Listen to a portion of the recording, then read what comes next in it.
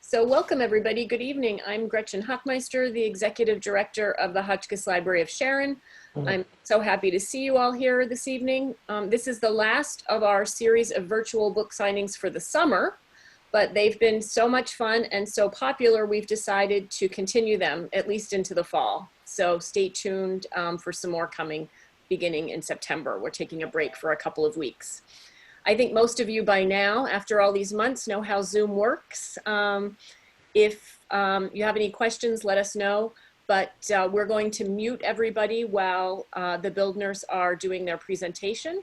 And please keep your cameras on. We love to see your faces, but we suggest you put speaker view on for their presentation so you can see all the photographs of the farms and the recipes and the rest, all of the delicious food and wonderful produce. We will then, after the presentation, have a few questions from my colleague Holly Nelson, and then we'll open it up to all of you and your questions. You can either type them in the chat box at any time and we'll read them, or you can raise your hand in the participants box, which you also access at the bottom of the screen, and then we can call on you and we'll unmute you and you can talk directly to everyone. All right, so that's the logistics of the evening.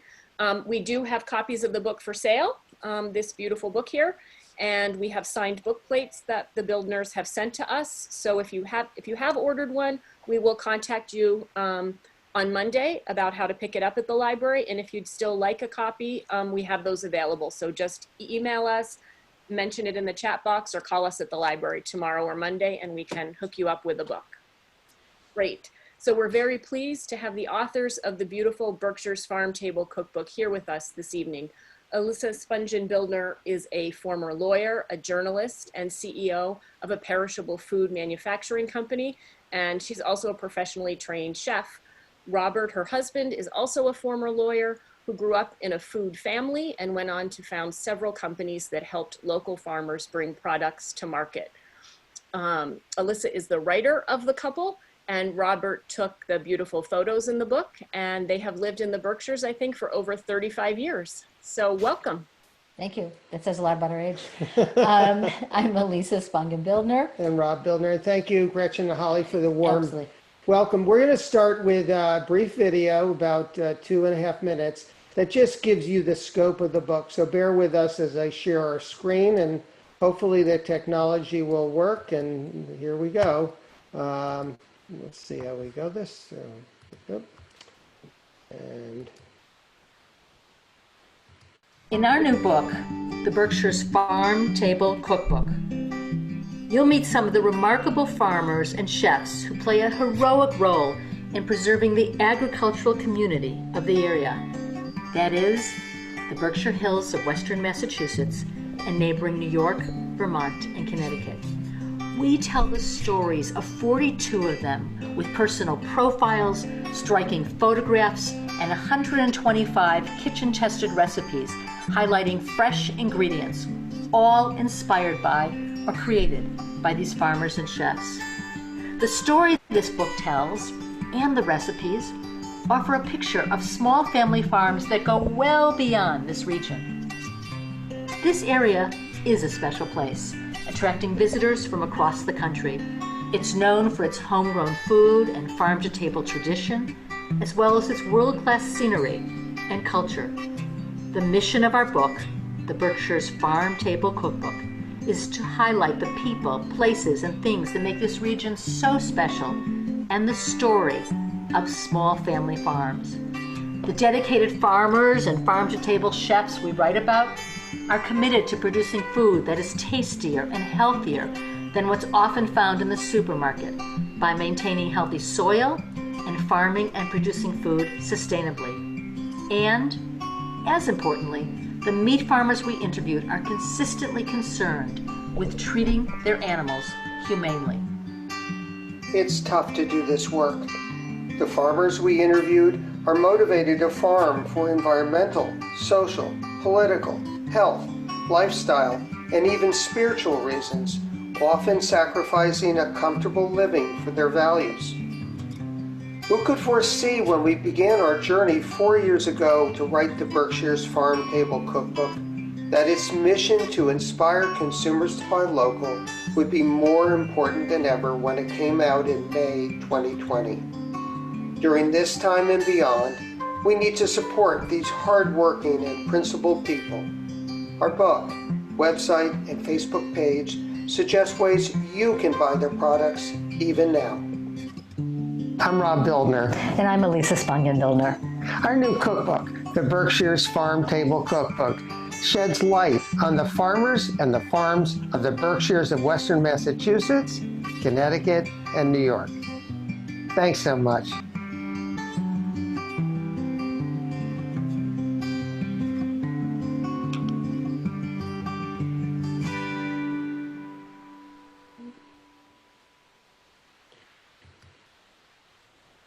Okay, so I'd like to add that Berkshire's celebrity chef, Brian Olberg, who is the former executive chef for the Red Lion Inn and vice president of culinary development for the Main Street Hospitality Group, which owns the Red Lion and other properties, worked with us to create most of the recipes in the book based on what the farmers grow or raise.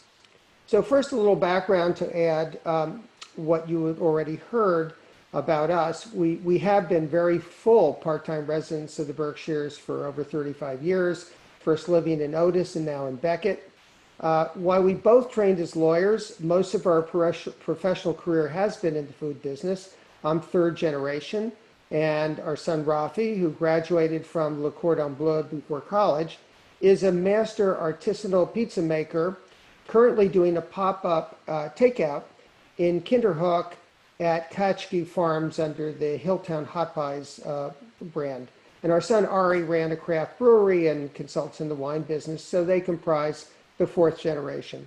I founded and ran two food companies that sold specialty foods to the food service and the retail industry and helped farmers bring their products to market. After I sold our companies, I studied photography. Elisa, a former journalist and journalism professor, and a trained chef with a master's in nutrition, ran another one of our companies that produced value-added produce. So Rob neglected to mention that actually my entree into the food business was actually as a bagger at Chicago area supermarkets, and Chicago's where I grew up. However, I came to love the Berkshires because I came out here for 2 years to go to Smith College before transferring to Yale, which led me all over the state of Connecticut, so which I also love. Our cookbook has another goal besides helping readers create great food, and that's to explain why it's so important to buy and eat locally grown and raised food, whether it's in the Berkshires or wherever you're located, and urge you for your health to know where your fruit comes from, to know your farmer, to know how your food is produced.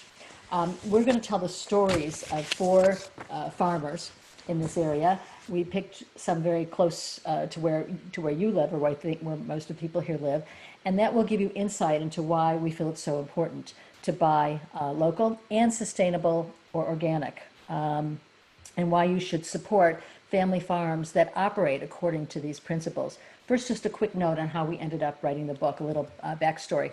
Rob's going to put up some slides while I talk. Hopefully this will all work out. That's a picture of my son Rafi and me at I'll tell you a little bit about Rafi. So Rafi's the youngest of our 4 kids, and he started gardening our backyard in Beckett when he was in middle school, selling his produce at a table on the road with an On Your Honor cash box. And then in high school, he went to the mountain school for just a semester in Berkshire, Vermont, and that's a school that teaches high school kids, high school juniors how to farm.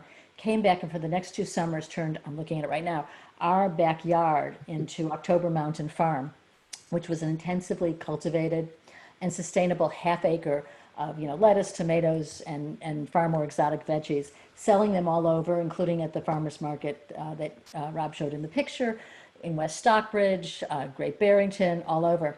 And we would visit Rafi at these markets, and we were so impressed by the quality of his red Russian kale and his rhubarb, and frankly, the quality of all the vendors there. But we were really aware of the long hours and the grueling work it took to bring those products to market.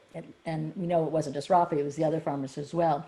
We were also aware, in Rafi's case, of how little money he made, especially considering he didn't have to buy or rent land because he was using, our backyard in effect. On Friday, he worked pretty much all through the night, harvesting his produce, bagging it, bagging it so that it was ready for the all-important Saturday farmers market. And occasionally he'd get a friend who would come and help him, with the farm. And one friend one day said, it was so exhausted, stopped and he said, I gotta have lunch. Do the union rules permit this?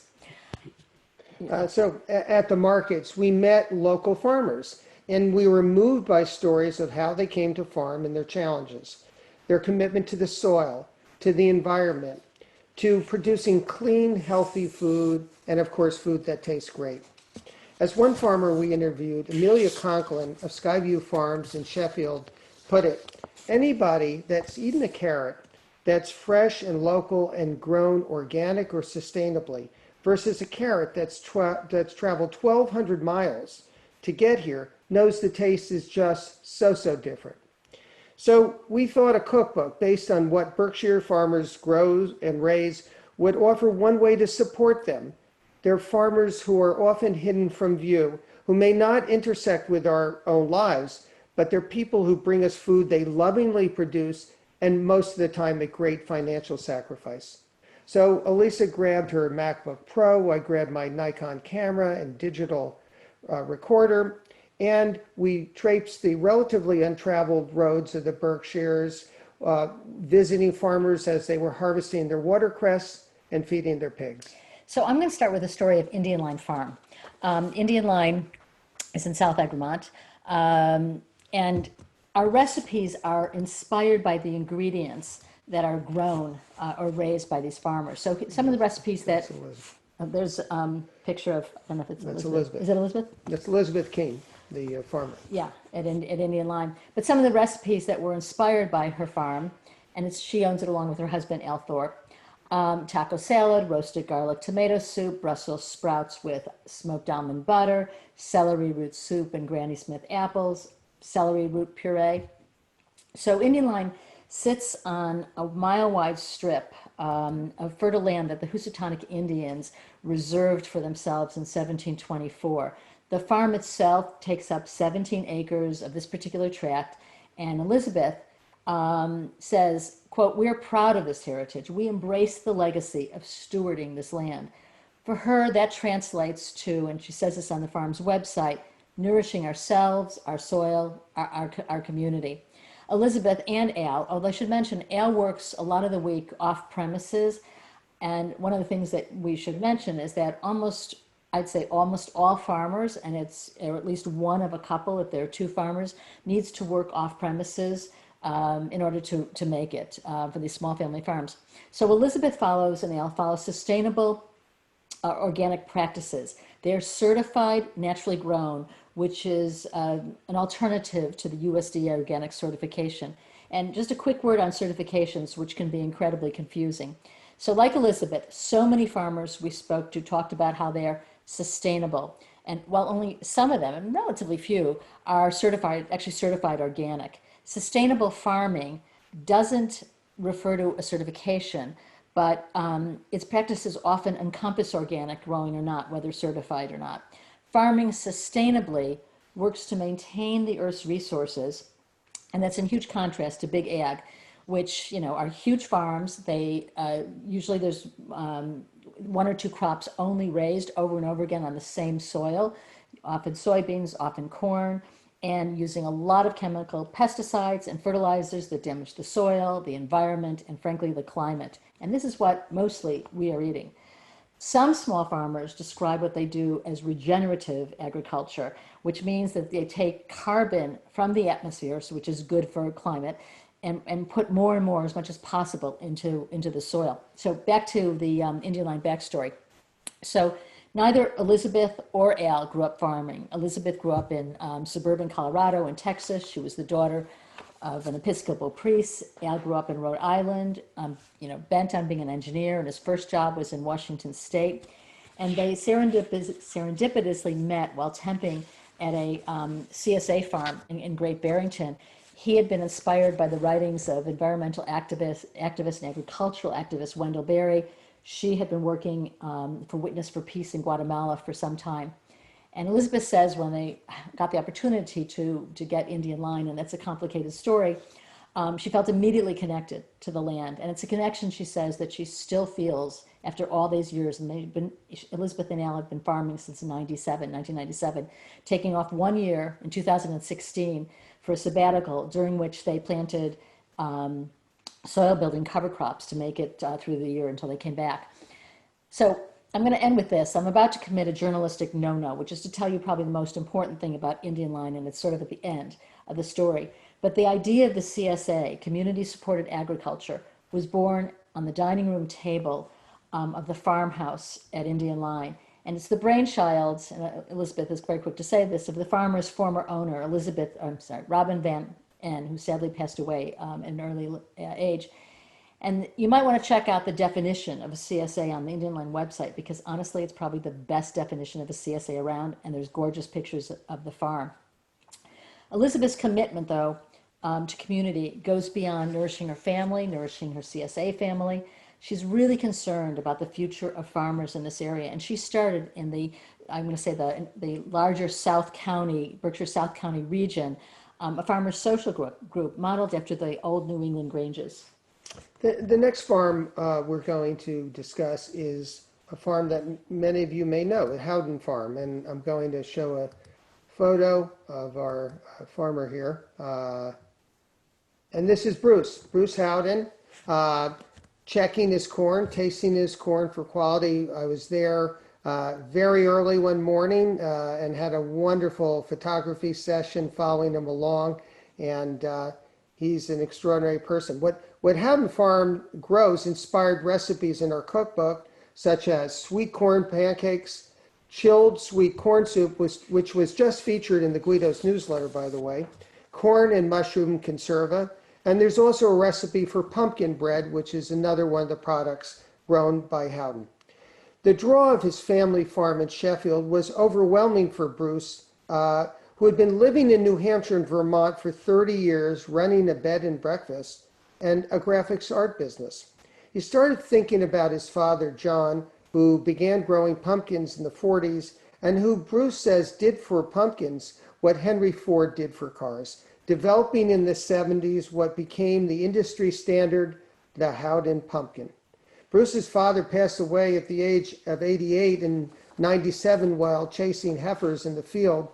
As Bruce, himself now 79, told Berkshire Magazine, quote, "Before my father died, I visited him to help out, and I looked at all he had built and knew that it was just too good a thing to let it go." Bruce has been farming with his partner David Prouty, now 91, a former Middlebury College professor, from 20 to 40 acres of pumpkins and 35 to 50 acres of corn. So perhaps you bought Houdin corn, so close by and clearly a regional favorite. When Bruce posted in Facebook in fall 2018 that today is the last day at the farm for our delicious sweet corn. Thank you for another successful season. Customer response was immediate. Can't be the last week. Please say it ain't so. Or going to be a long way till next year. Bruce cares about corn and pumpkins too, of course. He developed his own pumpkin variety, the Houdin XXX, with stronger stems than the Houdin pumpkin, but he has an especially strong opinion on how to cook corn. Mm-hmm. We bring a pot of water to boil. You cover the pot. The way you tell if it's done is take the cover off, waft the steam. If it smells like corn, it's done. Maybe 3 minutes. He gets exasperated when speaking about people who overcook corn, including one customer who boiled his for 20 minutes and then complained it was too tough. One of Bruce's other concerns is the mean age of farmers, which is around 60, and the need to attract younger people to small family farm life. Although he acknowledges, at least in the Berkshires, there are an increasing number of small organic farms run by idealistic young people, but they won't offset the backlog of the older generation. It's a tough business, Bruce says. It has to be a passion. The next farm we're going to discuss is a farm, again, that some of you may be familiar with, and that's Moon in the Pond Farm. And here's a photo of their farm and that sign. And that's in Sheffield. And just so you know, this farm, Moon in the Pond, inspired recipes like the savory and sweet versions of rhubarb compote and lamb ragu.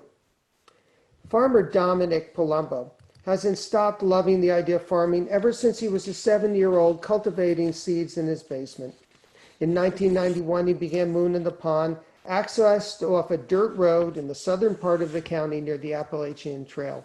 In keeping with Palumbo's continual interest in teaching about farming, through hikers trekking on the trail between Maine and Georgia can check out a day or two of farm life and eat well at the same time. The farm's emphasis is on producing meat from heritage, traditional livestock breeds, as well as growing heirloom vegetables, old-time varieties, which he sells through his CSA, farmers markets, and to restaurants. Heirloom varieties are the antithesis of Big Ag's monoculture of hybridized seeds developed only for their hardiness and ability to withstand and endure cross-country transportation. Palumbo's road to farming, like pretty much every Berkshire farmer we spoke to, hasn't been an easy one. In 2016, he faced foreclosure, and then eventually raised money from large and small donations, catalyzed by a fortuitous tweet from Michael Pollan. For Palumbo, each time he sells at a farmer's market, through the taste of a just-picked cucumber, for example, he has the opportunity to help others understand the value of buying good, clean food. That includes meat, which doesn't come from what Palumbo calls, quote, a system that is morally, environmentally, and health-wise bankrupt. We're happy to answer questions about this, but it was striking to us how humanely the farmers we interviewed treat their animals, in contrast to the conventional agribusiness system. Palumbo is convinced that small farms like his will be the savior of this country's food system, enabling us to be resilient in the face of climate change and, from today's vantage point, the current pandemic. Quote, if most of our food comes from the Central Valley of California to Massachusetts, he says, you're going to be in trouble when it becomes either impossible to grow there or impossible to get it from there to here. He loves to cook, including 3 meals a day for his staff. His philosophy of food, quote, red and meat and bad should not be inextricably linked. Red meat naturally raised is great for you in balance. Carrots and vegetables are horrible if they're raised using bad chemicals and deficient soil. So our last farm, Woven Roots Farm, and Elizabeth and I were speaking about this earlier before we started, a little farther from Sharon, but it's a great farm.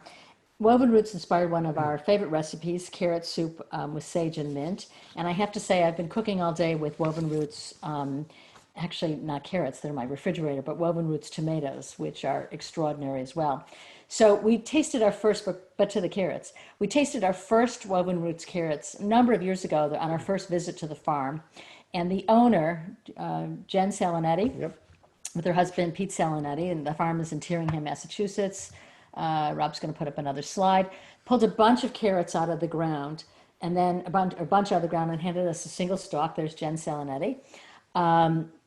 And asked us to taste it. We tasted it, and it was extraordinary. And it's a taste we remember now, and that's years later, unlike any, quote, normal supermarket carrot you could ever get. And the tomatoes basically are the same thing. I love them. And if I can see Woven Roots tomatoes in the store or whatever, I buy them. So Jen is from Bergen County, New Jersey. Husband Pete is a Berkshire guy. They both met at UMass Amherst. She studied sustainable agriculture, he horticulture, plant and soil science. Their property is 10 acres. They farm about 1.5 acres. And it's down the road from land that Pete showed Jen when they decided to move back to this area. And Jen remembers saying to Pete as they looked over the really resplendent Tyringham Valley, which is one of the most beautiful roads, I think, in this area. Jen says, who owns all this land? This is where I want to live someday, and that's where they live. Jen and Pete, like many of the farmers we interviewed, are known for their commitment to no-till farming. Many farmers are either no-till or little-till farming, and they hardly disturb the soil, which is much better for the soil, much better for the environment. The Salonettis also farm completely by hand. And we asked them if that matters in terms of their marketing. Do they talk about how they farm by, hand, no-till, etc.? And Pete said to us, we've never needed to make a sales pitch. He said, I think you can just feel the difference energetically in our products compared to, other more conventional produce. Their food is different, he says, because of the love and care that they put into each square foot of soil. And I have to tell you, in interviewing 40-some farmers or whatever, every single farmer said the same thing about their food, exactly that sentence. That difference is even recognized by kids and by the Salonetti kids. And you would not think that kids are generally a group that cares that much about or fussy about produce. And at one point when the kids were young, the Salonettis used to give as birthday presents little packs of carrots. And at one birthday party that they went to, there were twin boys who were getting tons of sports equipment. And one of the kids took the Salonetti's present, which was the little carrot packs, got so excited, jumped up on the table and started screaming, "Yay, carrots." So after hearing some of these stories about small family farms, I hope you understand why supporting them and just small family farms in general, buying local, is so important. It's important for better tasting produce and products. It's better for the environment, for the soil, the water, the air, the climate, for land that is safe from development, for the community that's supported by the farms, for the better nutrition that these products offer because they haven't been, transported thousands of miles across the country like most of the produce that we buy has been. And also, so the nutritional value is greater, and also because of the humane way that these farmers treat their animals. For those of you from this area, and I assume most people here are, you're really lucky to have such a plethora of farms to choose from. Farms in the Berkshires, Pioneer Valley of Massachusetts, farms in Connecticut, and even in adjacent states, New York, Vermont. So you can get, we're lucky, we can really get these products. So this is a cookbook, and I want to spend the next few minutes talking a little bit about our philosophy of cookbooks and recipes. So our recipes are very accessible. They are, as Florence Fabricant of the New York Times, who wrote about the book, said, simple. What makes each dish sing, and this is so true of cooking in general, is if you use the best ingredients, you're going to have a fantastic dish. And in this case, that means buying local and sustainable organic foods. Each recipe highlights an ingredient that's grown or raised on a particular farm, as I mentioned, which inspires the recipe, and we've mentioned some of these recipes. I promise there are no esoteric ingredients, but one of our messages is this, which is adventure beyond the ubiquitous, and there's nothing wrong with it, kale, and carrots, as great as they may be. Try the rutabaga that we so often just walk by in the supermarket because we say, what's that? What are we going to do with that? Another cookbook message, be flexible and open to substitutions. We interviewed Bridget Spann, who is a co-owner with her husband of Caretaker Farm in Williamstown. And she tells a story about how they have a huge variety of vegetables and other things on their farm. And she says she often just sort of riffs off of whatever the farm has at the moment. But one day she wanted to make a moosewood cookbook chili and happened to have a ton of kohlrabi sitting in front of her. And kohlrabi, by the way, is another one of those vegetables that, and I plead guilty, we walk by and we say, oh, kohlrabi, what do we do with this? And by the way, in my refrigerator right now, I have a bunch of kohlrabi from my CSA. We're not growing it here right now. Anyway, she looked online, Googled kohlrabi and chili, found out that somebody had made kohlrabi or chili with kohlrabi, and that inspired our bean chili recipe, which does use kohlrabi. But if you can't find kohlrabi, you can use broccoli stems, or frankly, almost anything else will work as a substitute. Just, be creative. It won't wreck your dish.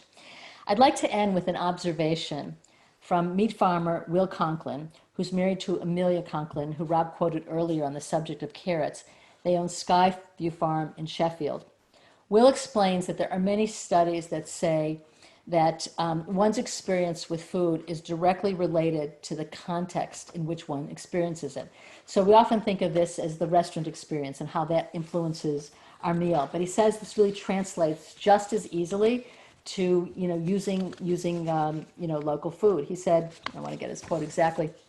He says, quote, I think when people eat our meat products or products from another local vegetable farm that they bought at the farm or from the farmer at a market, that whole experience, that whole context is part of that meal and actually makes a difference in how it tastes and how those people feel about that meal.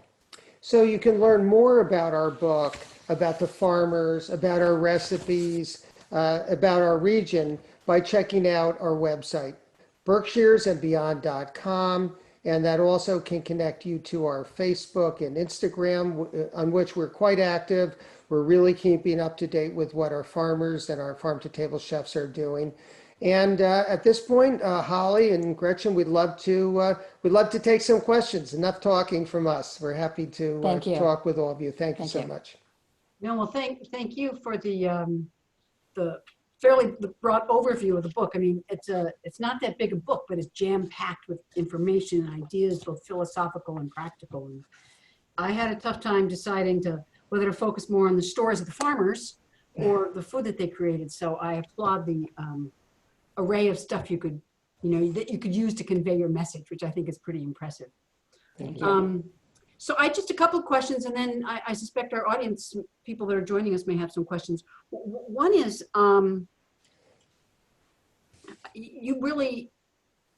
you paint a picture of a wonderful network of local agriculture in both, in the Berkshires, which are a little, the definition of Berkshire is sometimes a little fuzzy in terms of Connecticut, New York, and maybe Massachusetts.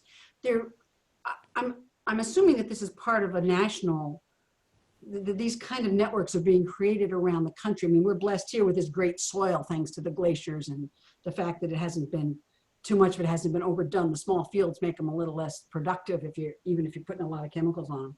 But do you feel like the farmers that your farmers that you spoke with are part of a national movement, and enough of that to kind of keep giving us hope beyond our own regional boundaries?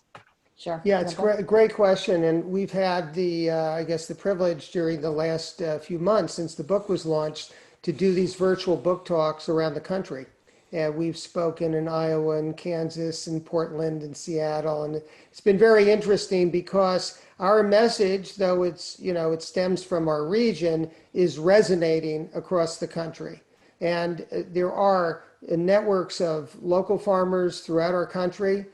There are farmers markets, there are CSAs. There's the same type of concern about preserving farmland, preserving, obviously climate change, protecting the environment, the health issues related to the use of chemicals and environmental contamination. So yes, our message resonates, frankly, everywhere in the United States. And the talks, frankly, have given us hope. I mean, our farmers in our region give us hope. They are really inspiring people, and they're the ones, their stories inspired us to persevere over almost 6 or 7 years to write this book. But we call our website Berkshires and Beyond because the message applies beyond the Berkshires. Just anecdotally, we were talking to a Wichita radio station, and we were actually doing it with some trepidation because it's right in the heart of Big Ag. And we thought, God, this message is really not going to play there very well. We're probably talking to people who are farming, hundreds of acres of corn, et cetera. And unfortunately, in places like Kansas, et cetera, most of the state is literally almost like an agricultural, I'm going to use the word wasteland. Towns have just disappeared because you're talking about, and this is well documented in the press, you've got acres or miles and miles and miles of just, monoculture, one crop, two crops maybe, doing the whole state. And we were astounded at the people on the phone who were so excited about their local movement to try to save small family farms. So it's all over. That's exciting. That's exciting. Do you also find that I think with any small business, one of the big challenges is succession. And I know a lot of your farmers here some are not first generation, some like the Houdins have been at for a while. But do you see also that there's a mechanism or kids interested enough to keep it moving on as they as the parents kind of age beyond the hard physical demanding work of agriculture, of being a farmer? So the answer is there are certainly, and particularly in this area, in our region, there are farmers coming in who are not coming off of small family farms, who are coming in because they're idealistic. I mean, this is what Bruce Houdin talked about. They're idealistic. They want to really, they want to farm. They think there's a lot of reasons that it fits their feelings of social justice and all kinds of things. One of the issues that these farmers have, and that's been recognized, is because they're not growing up on a small family farm. They don't know what their mother and father, were doing at 4 a.m. milking cows or whatever it is, and learning that is a little bit tough. But there's some really great organizations around that are working on this, and this again, particularly in New England, is really true. But the biggest challenge related to this, Holly, is the cost of land. It is just too expensive for younger farmers to get into farming without some type of assistance. And there are programs, a number of the farmers we write about, and I'm thinking about Elisa of Mighty Food Farms in Vermont, who went to UMass, was an outstanding student, very dedicated to becoming a farmer, and eventually got through a foundation funding and lots of loans and government grants. This was in Vermont, the ability to actually buy her own farm. But it's very, very difficult.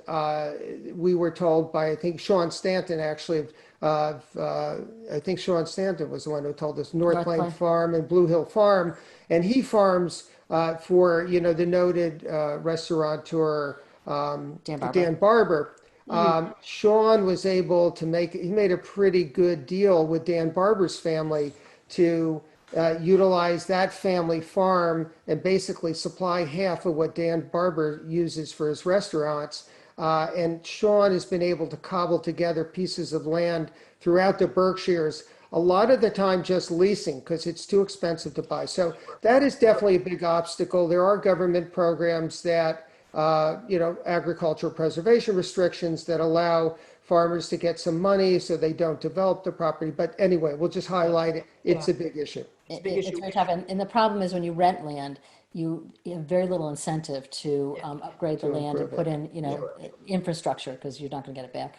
Well, you've got so much information here about the sort of personal and organizational cultural politics about agriculture. But the really fun part, of course, is all the recipes. So, all right, here's the question. It is cookbook, I know. Yeah, what's your favorite? I mean, or can you pick a favorite? It's like, I know it's like a favorite child or a favorite book. It is. Yeah. It is. I've got the book in front of me. I'll tell you what I'm cooking this week, and because my favorites change from week to week, although sometimes I keep going back and doing them over and over again.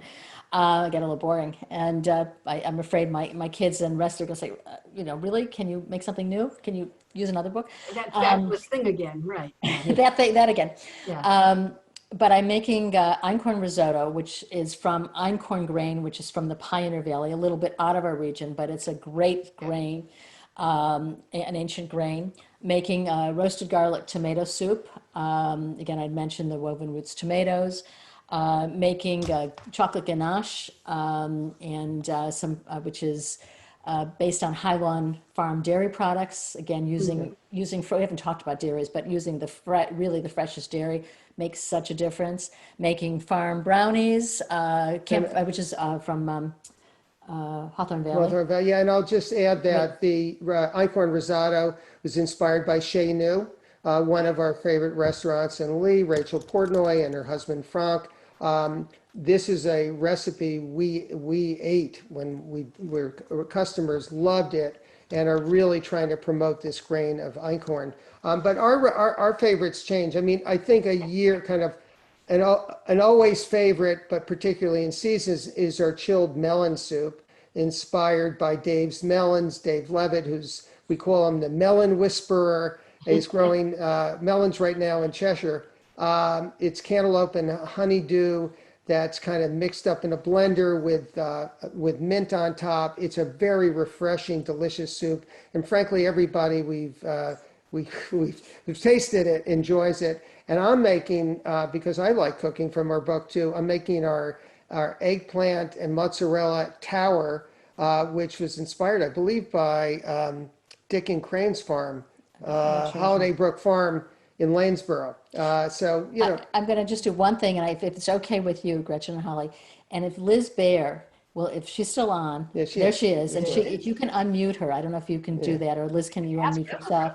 There we go. And I'm going to ask Liz, what's your favorite? And Liz was an incredible tester, particularly of meat recipes. Yeah, maybe of meat. But Liz, what are your favorite recipes? Nice meat recipes. Sorry to do this to you. That's okay. The recipe I have made for again this summer is the Dijon vinaigrette, the maple Dijon vinaigrette. I have made this so many times this summer. I always make a double recipe. I put it in a squeeze bottle. It stays in the fridge.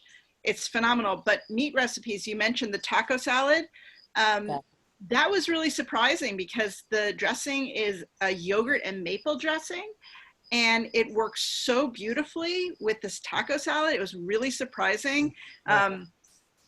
the lamb ragu is phenomenal. The mushroom ragu, we did that a lot of times because we did it both with regular sausage and with vegan sausage. That's one thing I do tell people a lot when I talk about the cookbook is that, most recipes have multiple variations. So, don't be put off by something that might have meat in it, or like Elisa was saying, be creative and substitute something. So yeah,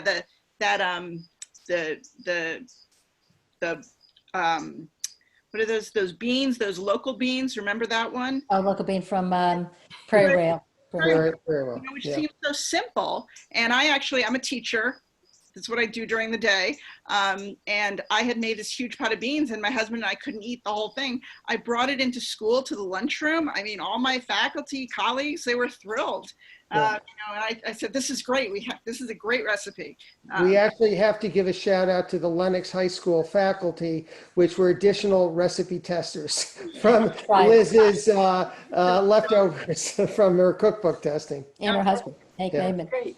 And Liz, are you a recipe tester from way back? Is this something you've done with other cookbooks? I mean, that's an interesting kind of skill. And obviously good cookbooks need good testing beforehand. I have, this was the first book that I actually did formal recipe testing for. I do have an extensive cookbook collection, but the other thing I have done for many, many years is copy editing and proofreading. Okay. I'm a Latin teacher and I've done proofreading and copy editing for Latin and Greek textbooks. So that attention to detail, which, is part of the other part of my life, really served me well. We'll also add, Liz was incredibly helpful to us throughout the process. We had a team of recipe testers Near Burlington, Vermont. based in Vermont, who did recipe testing for some other farm table cookbooks. So that was our, One of the things, we had a great team. one of the things we found out, and there might be people on this call who've written cookbooks or whatever, but when we first started this, because although I've done a lot of writing, it was my first cookbook. I had a lot of friends who said, oh, I'm going to test your recipes. And I had a list a mile long of friends who wanted to test recipes. And I started giving them out to people to say, okay, yeah, test this, test this. What I found out really quickly is you can't standardize if you have 20 different people testing recipes all over the place. And I immediately cut that out and was very happy if people wanted to try something, but honestly found that you really need professional recipe testers. And again, really appreciate everybody who did it, including Consistent hand with the salt kind of stuff, the same sort of. Absolutely. Yeah. Do any of our Zoom guests have questions for these amazing journalists, or I don't know if you call yourself food journalists or cuisine journalists? Journalists, whatever. foodies. Brenda. I do. I was going to say, I have a copy of your book, which I have enjoyed enormously. Thank And you. I also love the photographs. I think they're beautiful. I Thank you. became very excited about Einkorn because I'd never heard of it before and it sounded wonderful. So I went online trying to find it. It's actually very difficult to get a hold of. I've not succeeded.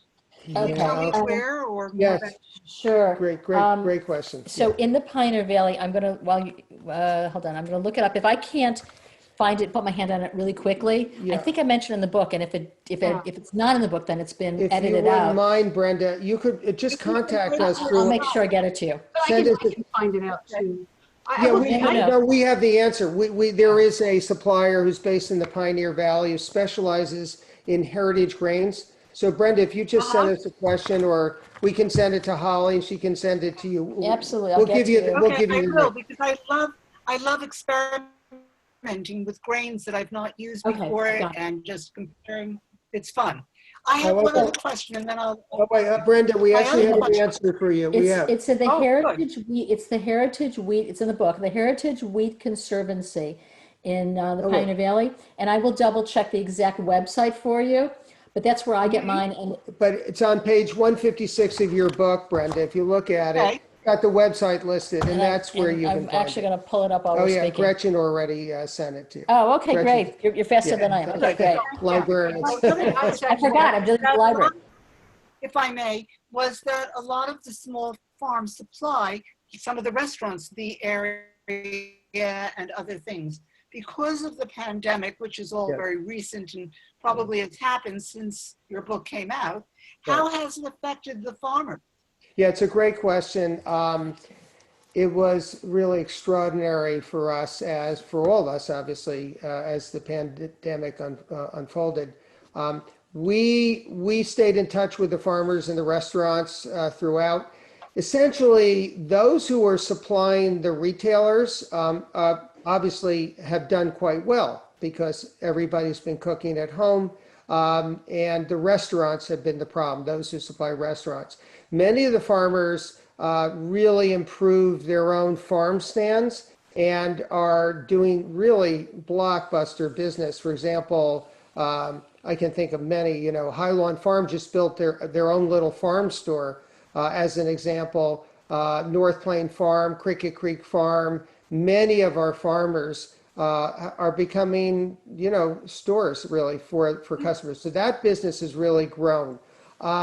The restaurant side obviously has been challenging, what's been, I would say, inspiring to us is that virtually every one of our farmers has remained in business throughout this, with the exception of maybe one, which is, I think, is unbelievable considering how tough this is on everybody. And this is a farmer who just was struggling for a long time. It's a multi-generational farm, and it just became too hard to continue. But everybody else is doing business. Some are doing better than others, and the restaurants too. Virtually every restaurant that we profile is doing takeout, and now many of them are. You can dine within them. Dreamaway, which is in Beckett, has takeout, and you can sit there. Chez Nous, all of them. So it's been tough, Brenda, but it's not been great, obviously. But they are making it, I would say. But I just would add, I was in speaking to one restaurateur that we're really friendly with.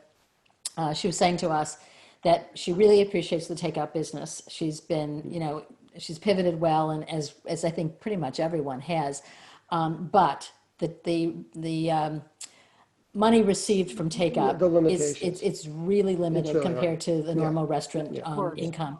And I really worry about all of them because, in fact, she confided to me and said, "Look, I don't know how long we can keep this up because, of course, looming ahead is the weather change, and that's the small seating area will be gone. People may not run to do takeout. So I would just say to everybody on this Zoom call that if you can, swing it, and you are so predisposed to really patronize restaurants who do takeout, they can really, really use it. Every little bit counts. It helps everybody. It helps them. It helps the local farmers who supply them. So yeah. That'd be great. Yeah, that's good. Thank you. It's a good question. Yeah. Thanks for the question, Brenda. I will say I got some einkorn on. When the pandemic first hit, I got it online at the absolute polar opposite of small farms, which is on Amazon. And they did have some. They actually had it in like 2-pound bags, and I made a bunch of bread with it, and it was quite tasty and interesting. And it's said to have a kind of a unlike a lot of grains we eat now, it's not all. It hasn't been modified so much, so it's easier if you have any kind of gluten sensitivity. Absolutely. And you can look on Rachel Portnoy, who with her husband Frank is the owner of Chez Nous in Lee, Massachusetts. She's the einkorn proponent. That's where we first tasted it. She's got recipes in her blog because she uses einkorn in desserts and everything. And that's where we learned about einkorn. And she gets it, again, just a few miles away. Terrific. Do we have other questions from audience members or ideas or suggestions or experiences?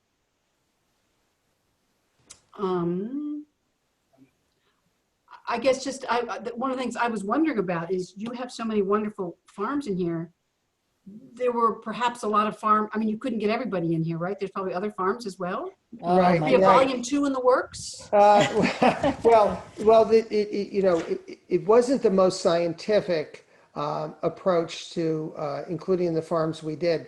There were many farmers we wanted to write about in the book, and farmers are very tough to get a hold of, to be honest. They're really super busy. And so there were some farmers we really wanted to interview.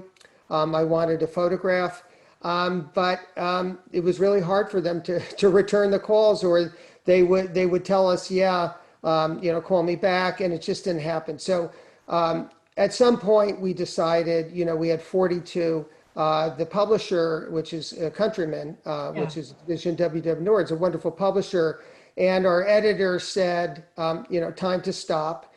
In fact, we actually created about 150 recipes, I think, in total. But Countryman only wanted to publish 125. So basically, it was time to stop. Doing another cookbook, we have a lot of ideas. People have approached us. It's a multi-year project. It takes a lot of love and a lot of commitment.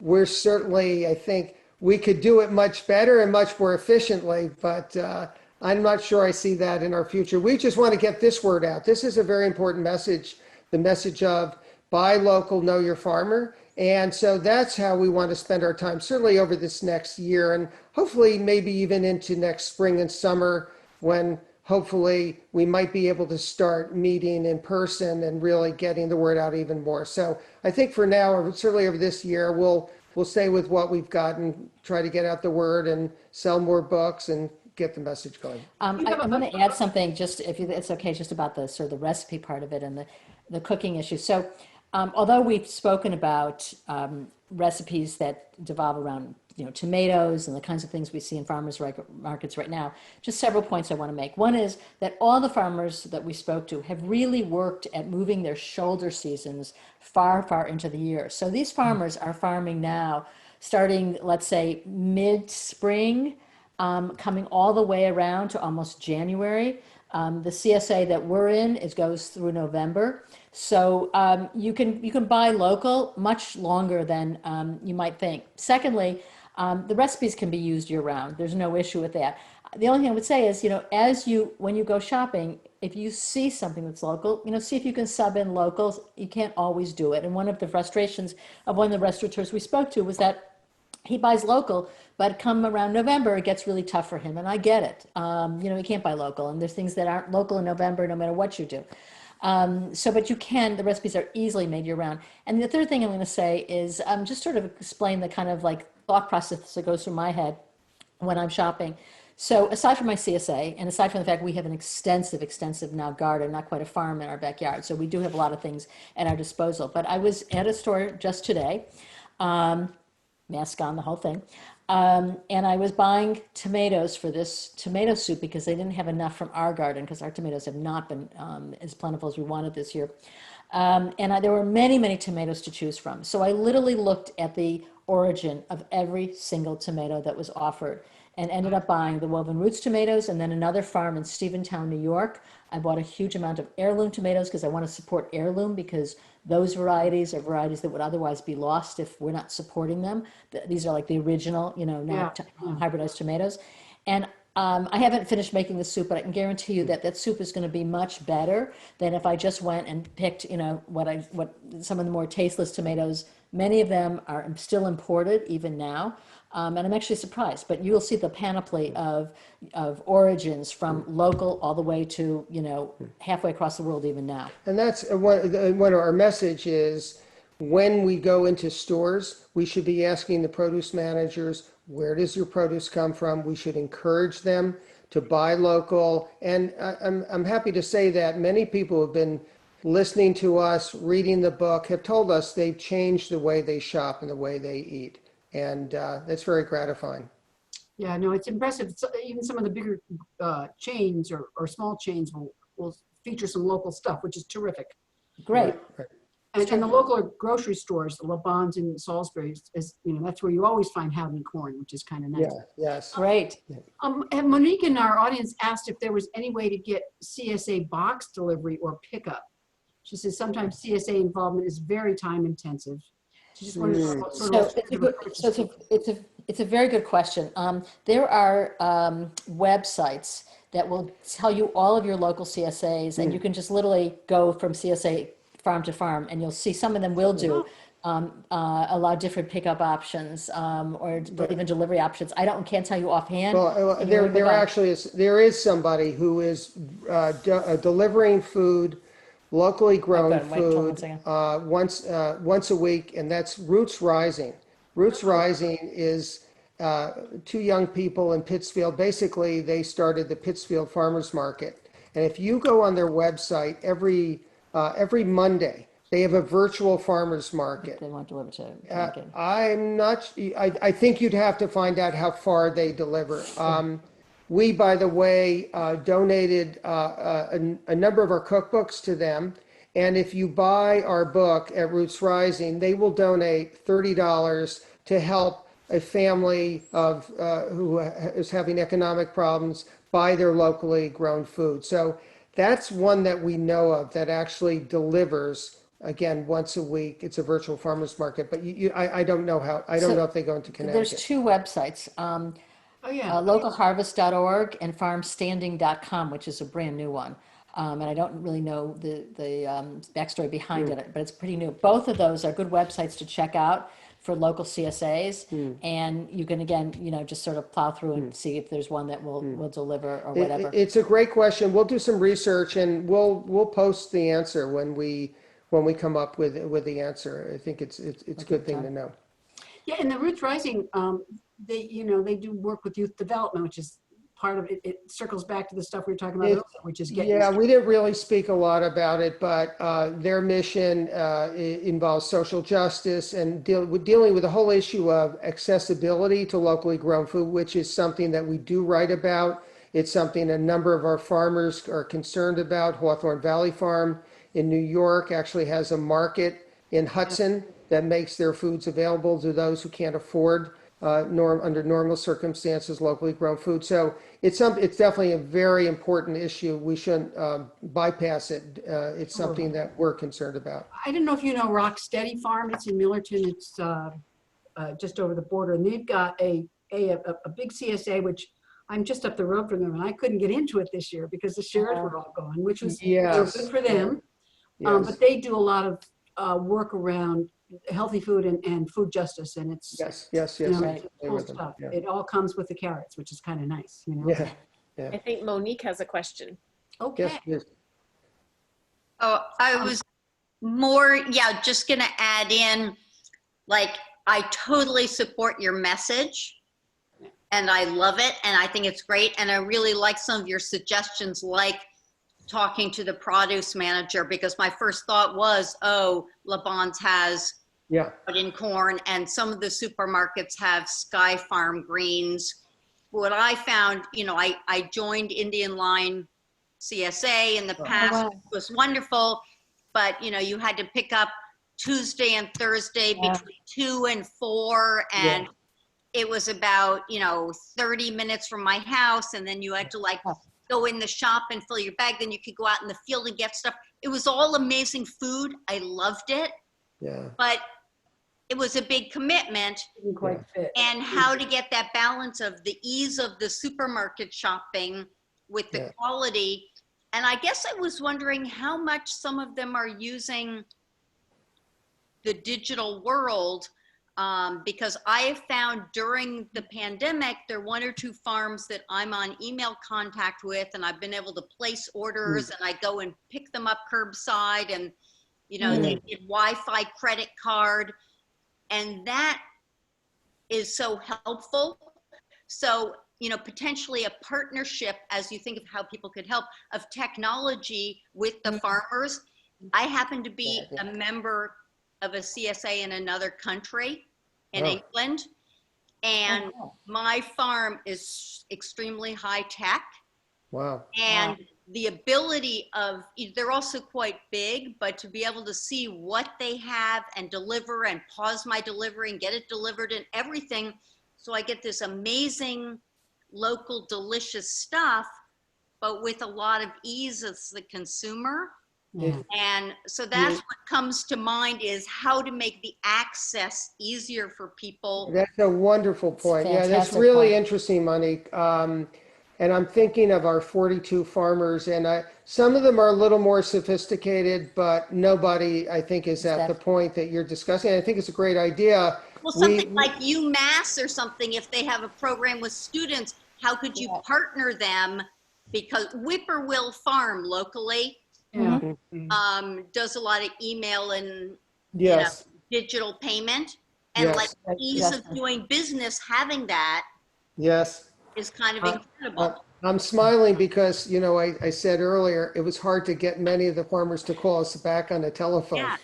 But, By the and way- I'm not, I'm not taking anything away. They're working so darn hard. And I mean, even to be honest, we've said to our farmers, we offer them a discount to buy our book to get the message out. It's even hard for them to place an order when they're getting a tremendous discount. So I think your point is excellent. I think it's really an really interesting idea. And one of the things that worth it's making me getting think there, every state, and not every state, most areas have farmer organizations that support farmers, like Berkshire Grown, CISA in the Yeah. Pioneer Valley. I'm trying to think of the name of one in Connecticut, but these are great. It's a great suggestion for these organizations Yeah. to really Yeah. act upon. And by the way, apropos the UK, where it sounds like you spend a tremendous amount of time, we were in the food business for many, many years. And what is striking to us is that the UK and Europe are so far ahead of the United States in food processing, which was my business, so many product development issues. So I'm not surprised to hear what you're saying. Yeah, we did business with Marks and Spencer, so we were educated. We were educated in the UK about best practices.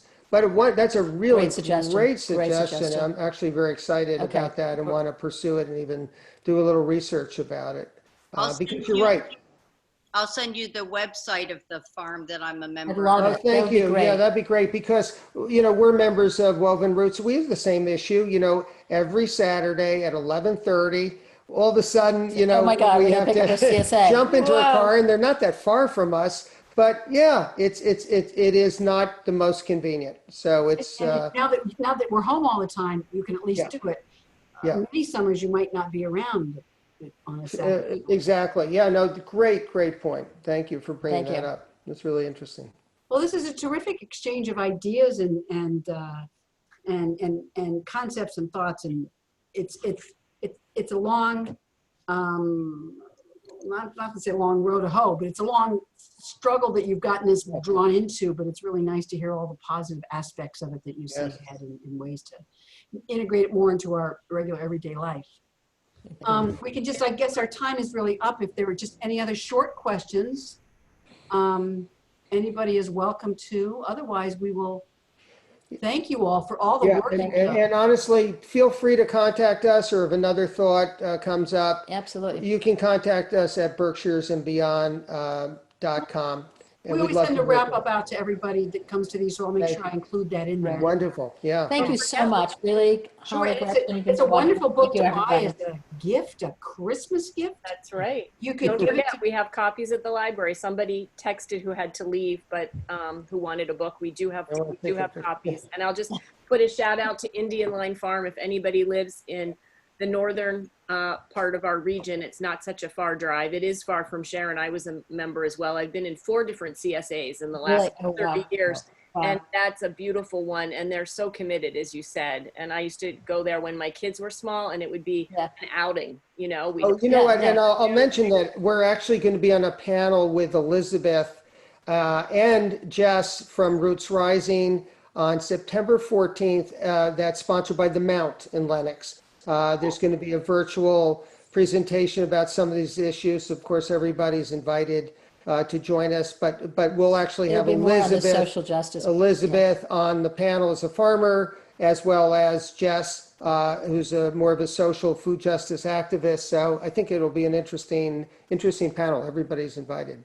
Yeah, they're great. So thanks everyone so much. Thank you. Thanks so much, Robert and everybody. Elisa, it was wonderful. I think Thank you. everyone, even Thank if you I already so much. had dinner, but I might go see if I can find some good fruits and vegetables downstairs to I'm have a glad little. it inspired you. And we'll look forward to visiting you in person when I know. I circumstances permit. love the time. We'll go to the library. We'll- Thanks That so would much. be Happy to great. come We love back. that. And everyone else, thank you for supporting the library. It's so important to us, and we hope to see you there soon. We're open limited hours. Call and make an appointment. You can come in and browse and get some books. And join us on Friday, September 11th for our next event with Ed Kirby, Sharon's own resident historian, who will be talking about the iron industrial age in Northwestern Connecticut. Great. So thank you all. Thank Have you, a great guys. Bye, Be everybody. well. Take care. Thanks so Bye-bye. much. Night. Bye. Thank A lot of you. fun. Bye. Thank you. Bye-bye. Bye.